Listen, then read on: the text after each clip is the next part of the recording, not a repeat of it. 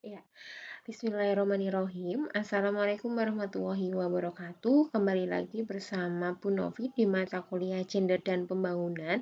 Kali ini di pertemuan 9 kita akan membahas kaitannya dengan konstruksi gender dalam realitas sosial. Nah, tentunya konstruksi gender dalam realitas sosial ini sudah pernah dibahas di pertemuan sebelumnya. Seperti kita ketahui bahwa kaitannya dengan konstruksi gender itu merupakan sebuah bangunan persepsi pengetahuan yang telah dibangun, digambarkan oleh masyarakat pada umumnya. Nah, biasanya konstruksi ini didapatkan melalui berbagai pengalaman kehidupan, berbagai tradisi, berbagai kebiasaan, dan bahkan kepercayaan-kepercayaan terhadap tata nilai norma sosial yang berlaku di masyarakat tersebut. Sehingga diyakini kemudian disepakati bersama ya kaitannya dengan nilai-nilai tersebut sehingga menjadi sebuah patokan bahwa konstruksi-konstruksi di dalam masyarakat mengenai hal-hal tertentu itu dibangun dan ditafsirkan, diinterpretasikan sedemikian rupa oleh masyarakat tersebut begitu. Nah, bagaimana kaitannya dengan gender itu sendiri? Nah, gender seperti kita ketahui bahwa merupakan suatu sifat yang melekat pada laki-laki dan perempuan karena dikonstruksikan secara sosial dan kultural. Bisa berubah dari waktu ke waktu, dari tempat dan budaya yang berbeda, serta dapat dipertukarkan. Maksudnya apa? Bahwa gender ini merupakan sifat sifat yang sebenarnya secara waktu, secara tempat itu bisa dirubah, bisa apa ya namanya ya teman-teman? Bisa digeser seperti itu ya, bisa dipertukarkan antar laki-laki dan perempuan sehingga sifatnya tidaklah permanen, sifatnya tidaklah kekal, sewaktu-waktu dapat berubah antara laki-laki dan perempuan itu sama peluangnya dalam memperoleh dalam menerima sifat yang diberikan masyarakat kepada laki-laki atau perempuan begitu ya. Jadi berbicara tentang gender itu bukan sesuatu yang sifatnya kekal, abadi, tidak dapat dirubah, begitu bukan, melainkan sebaliknya bahwa karena itu gender berasal dari kebudayaan, perilaku masyarakat sehingga gender tersebut juga bisa dirubah oleh masyarakat itu sendiri. Berdasarkan apa? Berdasarkan tingkat pengetahuan, tingkat pengalaman, tingkat berinteraksinya dengan siapa. Itu sangat mempengaruhi sekali bangunan konstruksi sosial terkait dengan konsep gender itu sendiri. Ya, ini sudah tentunya ya. Nah, bagaimana peran laki-laki dan perempuan itu seharusnya di masyarakat? Tentunya saudara juga mengetahuinya, mengalaminya, memahaminya, menerimanya berdasarkan apa yang saudara lihat, apa yang saudara rasakan di lingkungan keluarga saudara, itu sangat mempengaruhi sekali terkait dengan status, peran yang disematkan baik di laki-laki maupun di perempuan. Nah, apakah seperti ini yang ada di gambar merupakan sebuah konstruksi sosial yang terbangun ketika misalkan ada status dan peran yang harus dilaksanakan di masing-masing kedua belah pihak. Misalkan di sini ada gambar ya.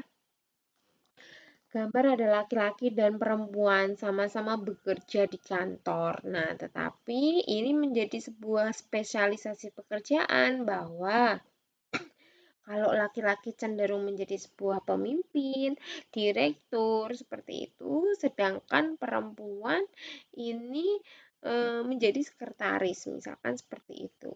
Terus kemudian konstruksi sosial lain yang dibangun juga apakah demikian ketika perempuan itu juga berurusan dengan urusan domestik saja, misalkan nyapu, mencuci piring, terus kemudian memasak, ya, yang sebenarnya itu pun bisa dilakukan oleh seorang laki-laki begitu. Nah, apakah demikian? Sama-sama lari antara laki-laki dan perempuan. Tetapi di sini ada perbedaan. Kalau laki-laki itu lari, ya sudah fokus lari ke depan. Misalkan sekali tentang eh, apa namanya capaian, sama-sama kuliah, sama-sama kerja, fokusnya gimana caranya meningkatkan target. Tetapi kalau perempuan sama-sama lari, ya, sama-sama lari, sama-sama kuliah atau sama-sama bekerja, tetapi apa? Mereka perempuan ini ada sebuah kewajiban, ada sebuah eh, apa namanya ya, peran yang harus diemban menjadi seorang istri, yaitu dengan berbagai pekerjaan domestik, tanggung jawab urusan rumah tangga seperti itu, dan masih harus memikirkan anak, sehingga yang dibangun di dalam sebuah masyarakat yang terkonstruksi itu beberapa sebagian besar terinterpretasikan dengan wajah yang seperti ini begitu. Terus kemudian ketika sama-sama di pasar misalkan sedang mengisi waktu santai begitu ya. Kalau laki-laki cenderung mereka bisa ngobrol, duduk bersama begitu ya. Sedangkan perempuan itu apa namanya, memberikan makanan terhadap sapi, terus kemudian masih mengajak anaknya juga begitu. Ini yang terbangun seperti itu ya di dalam masyarakat. Namun apakah juga harus seperti ini? Ketika perempuan itu mempunyai power, mempunyai status, peran yang lebih tinggi dibandingkan laki-laki, apakah juga harus seperti ini? Ya, atau begini, marah-marah ya, laki-lakinya juga tidak berdaya seperti itu, sehingga perempuan juga melaksanakan hal-hal yang memang seharusnya secara nilai, secara norma tidak patut untuk dilakukan. Nah, itu yang terbangun ya, konstruksi sebuah pengetahuan yang ada di masyarakat. Nah, berbeda dengan gender, ketika disandingkan berbicara dengan gender pasti tidak terlepas dari yang namanya kodrat. Nah, kodrat di sini yaitu merupakan perbedaan biologis antara perempuan dan laki-laki. Nah, kodrat ini ketentuan dari Allah yang memberikan kepada manusia dan sifatnya tidak bisa dirubah, ya, tidak bisa dipertukarkan antara laki-laki dan perempuan karena itu sifatnya given dari Tuhan, ya. Siapapun tidak boleh mengubah apa yang sudah diberikan oleh Tuhan, ya, seperti itu. Nah, misalkan apa? Kodrat perempuan, mereka bisa mempunyai indung telur, menstruasi, menyusui, hamil, mempunyai rahim, mengandung, serta melahirkan. Ini merupakan sebuah kodrat yang sudah Tuhan bekali pada setiap perempuan. Ini satu paket, manakala perempuan itu lahir ke dunia seperti itu, sehingga laki-laki nggak bisa mengakses itu semua, mengadakan begitu ya melalui kemajuan ilmu pengetahuan dan teknologi. Itu sebenarnya juga menyalahi ketentuan dari Tuhan begitu, apa yang sudah diberikan. Sedangkan kodrat untuk laki-laki apa? Dia mempunyai jakun ya, mempunyai sperma, mempunyai penis, kumis, jenggot, yang dimana kodrat sebagai laki-laki ini juga tidak dimiliki oleh pihak perempuan, sehingga laki-laki dan perempuan di sini secara lahiriah memang sudah berbeda begitu ya. Ini secara kodrat. Sedangkan perbedaan gender dan seks, manakala seks atau kodrat itu merupakan ciptaan Tuhan ya, sifatnya berasalnya dari Tuhan. Terus kemudian sifatnya kodrat given, tidak boleh dirubah, saklek manusia tidak ada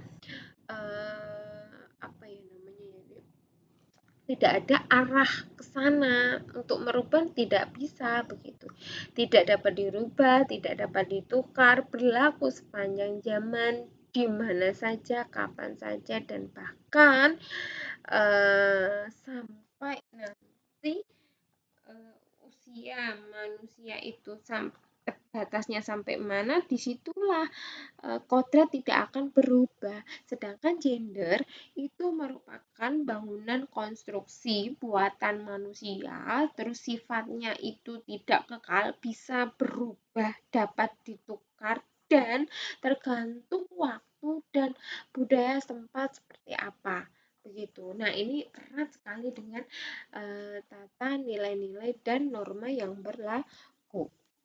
Terus kemudian, media sosialisasi apa saja yang dapat digunakan untuk membangun sebuah sensitivitas gender, itu bisa dimulai dari pemerintah, dimulai dari negara. Bagaimana kepedulian terhadap kasus-kasus yang sangat bias gender begitu. Kemudian bisa membangun ya, menanamkan konsep pengetahuan tentang gender itu melalui buku paket di sekolah, melalui film atau sinetron, masyarakat atau individu, teman-teman saudara ya, kemudian sekolah, dongeng, mitos ya, orang tua, rumah tangga ya, agama, guru, bahkan majalah, semua bisa menjadi media sosialisasi gender ya, bagaimana konstruksi sosial gender yang tepat untuk masyarakat begitu. Nah, kemudian di sini ada keyakinan gender menimbulkan ketidakadilan. Memang ada beberapa keyakinan gender, misalkan perempuan lembut dan bersifat emosional ya. Keyakinan ini akan berimbas ternyata kepada ketidakadilan gender, misalkan tidak boleh menjadi manajer atau pemimpin semua instansi begitu, karena sifatnya yang lemah lembut dan emosional ya. Terus kemudian perempuan pekerja utamanya di rumah, dan kalau bekerja di pabrik itu hanya sebagai nafkah tambahan atau membantu suami begitu. Tetapi ya hal ini juga berimbas sebenarnya ya terhadap ketidakadilan gender. Misalkan kalau begitu boleh dibayar lebih rendah dan perlu kedudukan yang tidak perlu kedudukan yang penting. Nah, ini menjadi sebuah buah si malakama begitu ya, manakala perempuan sudah berjuang tetapi stereotip yang ada di masyarakat demikian adanya begitu ya. Kemudian laki-laki berwatak tegas, rasional, sehingga cocok menjadi seorang pemimpin dan tidak pantas kerja di rumah atau memasak begitu. Ini adalah perbedaan. Kemudian terkait dengan perempuan, membicarakan tentang perempuan. Kalau hanya seputar tentang perempuan yang dikulik, yang dibahas, maka jatuhnya satu, hanya menempelkan kata perempuan itu atau wanita, begitu ya. Jika membahas tentang perempuan, kemudian tidak ada implikasi langsung terhadap perempuan. Kalau hanya seputar membicarakan tentang konsep perempuan. Kemudian perempuan hanya sebagai objek cekli ya, tentu begitu. Ini masih sangat banyak kita jumpai di masyarakat. Kemudian tidak mengubah nasib perempuan. Jadi udah berbicara tentang perempuan ya stagnan secara konseptual saja begitu. Tetapi akan berbeda manakala pembahasan itu terkait dengan sebuah harapan besar, yaitu untuk perempuan. Jika untuk perempuan, maka nanti dapat berimplikasi terhadap kelangsungan hidup perempuan itu sendiri. Kemudian perempuan lebih mendengar suara perempuan itu oleh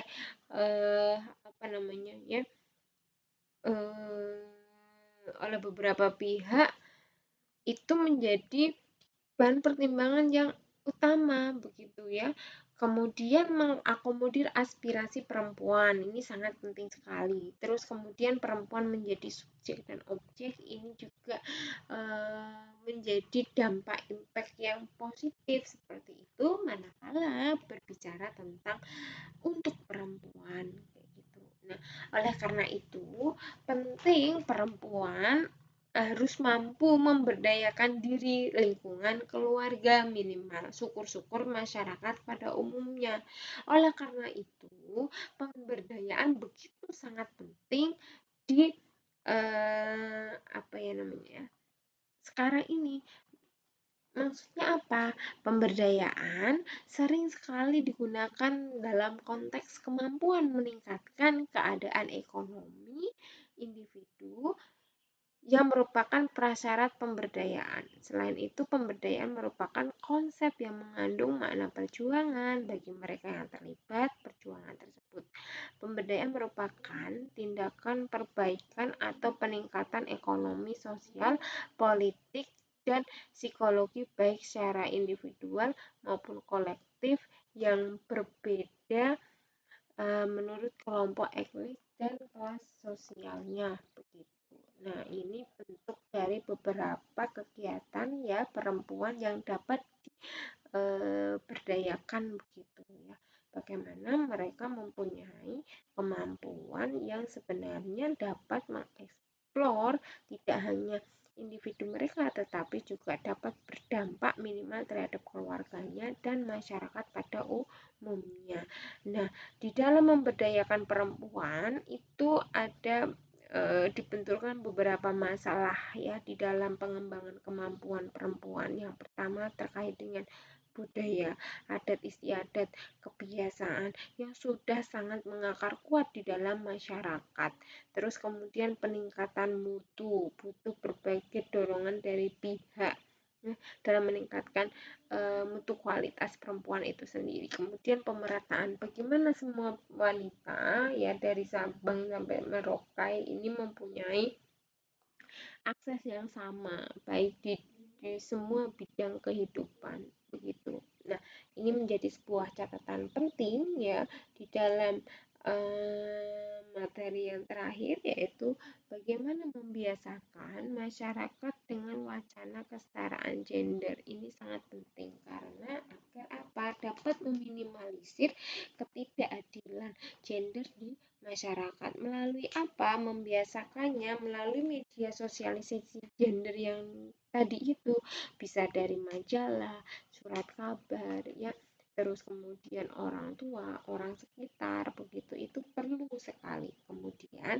saatnya perempuan bisa bangkit bukan untuk melawan laki-laki, akan tetapi mulai memperhatikan siapa dirinya, apa keinginannya, meningkatkan dan mengembangkan kemampuan, menentukan hidupnya mau ke arah mana. Itu sangat penting.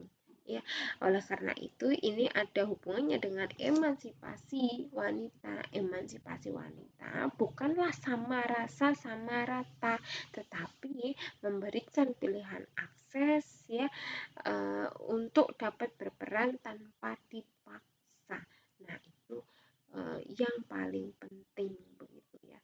Itu saja untuk materi di pertemuan ke-9. Terima kasih atas perhatiannya. Akhir kata, wassalamualaikum warahmatullahi wabarakatuh.